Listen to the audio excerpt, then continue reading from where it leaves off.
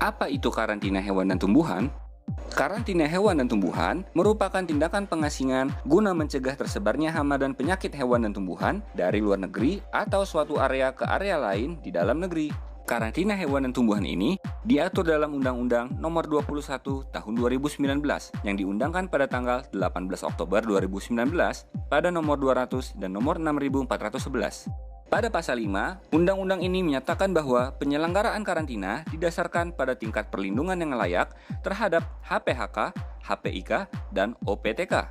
Pada pasal 6, pemasukan media pembawa ke dalam wilayah NKRI untuk pertama kali atau terjadi perubahan status dan situasi HPHK, HPIK, dan OPTK di negara asal dilakukan analisis risiko. Pasal 28 menyebutkan pelaksanaan tindakan karantina dilakukan sebelum diajukan pemberitahuan pembiayaan impor atau ekspor. Lalu pada pasal 29, setiap penanggung jawab alat angkut wajib menyampaikan dokumen pemberitahuan pemasukan media pembawa kepada pejabat karantina. Pada pasal 38, dokumen persyaratan dapat berbentuk dokumen cetak atau dokumen elektronik. Pada pasal 33 sampai dengan 35 menyebutkan persyaratan pengeluaran media pembawa HPIK dan OPT dari NKRI wajib memenuhi persyaratan karantina sebagaimana dimaksud dalam pasal 34, melengkapi sertifikat kesehatan bagi hewan, produk hewan, produk ikan, tumbuhan, dan atau produk tumbuhan, mengeluarkan media pembawa melalui tempat pengeluaran yang ditetapkan oleh pemerintah pusat, melaporkan dan menyerahkan media pembawa kepada pejabat karantina di tempat pengeluaran yang ditetapkan oleh pemerintah pusat untuk keperluan tindakan karantina dan pengawasan dan atau pengendalian. Pasal 44 dan 45 menyebutkan pemenuhan dokumen persyaratan MP akan ditahan paling lama 3 hari kerja setelah pemilik menerima surat penahanan. Sedangkan penolakan MP dilakukan paling lambat 3 hari kerja setelah dinyatakan oleh pejabat karantina.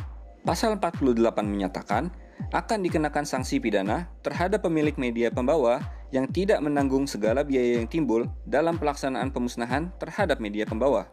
Pada pasal 54, media pembawa berupa sisa makanan atau produk hewan, ikan, dan tumbuhan yang tidak memenuhi persyaratan karantina harus dibuang pada kotak tempat sampah karantina. Pasal 63 menerangkan tentang tindakan karantina terhadap media pembawa yang diperuntukkan sebagai bantuan penanggulangan bencana. Pada pasal 66, tindakan karantina di lintas batas negara dilakukan setelah memenuhi persyaratan tertentu. Pasal 70 menegaskan akan dikenakan sanksi pidana terhadap setiap orang yang membuka, melepas, memutuskan, membuang, atau merusak segel karantina. Dan negara dapat menyelenggarakan pelelangan terhadap media pembawa yang dikuasai negara.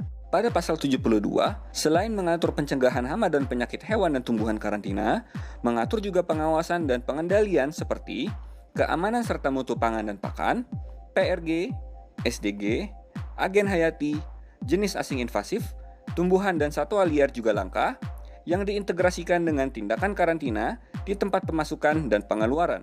Pasal 77 menyebutkan, pemerintah menerapkan ketertelusuran dalam rangka memberikan jaminan terhadap kesehatan hewan, ikan, dan tumbuhan, serta keamanan pangan dan mutu pangan serta pakan. Pasal 86-91 menerangkan pelanggaran pemasukan atau impor MP yang tidak sesuai Undang-Undang Karantina HIT diancam pidana penjara paling lama 10 tahun dan pidana denda paling banyak 10 miliar rupiah. Pelanggaran pengeluaran atau ekspor MP yang tidak sesuai Undang-Undang Karantina HIT diancam pidana penjara paling lama 3 tahun dan pidana denda paling banyak 3 miliar rupiah. Pelanggaran pengeluaran dan pemasukan antara area MP yang tidak sesuai Undang-Undang Karantina HIT diancam pidana penjara paling lama 2 tahun dan pidana denda paling banyak 2 miliar rupiah. Pemilik dan penanggung jawab alat angkut yang tidak menanggung biaya pelaksanaan pemusnahan sebagaimana dimaksud dalam pasal 48 ayat 3 dipidana dengan pidana penjara paling lama 6 tahun dan pidana denda paling banyak 6 miliar rupiah. Setiap orang yang tanpa izin membuka, melepas, memutuskan, membuang, atau merusak segel karantina sebagaimana dimaksud dalam pasal 70 ayat 2 dipidana dengan pidana penjara paling lama 5 tahun dan atau pidana denda paling banyak 5 miliar rupiah. Pasal 92 menerangkan dalam hal instalasi karantina milik perseorangan atau badan hukum yang telah ditetapkan sebagai instalasi karantina sebelum undang-undang ini berlaku, instalasi karantina tetap dapat digunakan sampai jangka waktu berakhir atau paling lama 2 tahun sejak undang-undang ini diundangkan. Pasal 93 ayat 1 menyatakan, pada saat undang-undang ini mulai berlaku, lembaga pemerintah yang menangani bidang perkarantinaan yang sudah ada tetap menjalankan tugasnya sampai dengan terbentuknya lembaga pemerintahan yang menangani bidang perkarantinaan berdasarkan ketentuan undang-undang ini.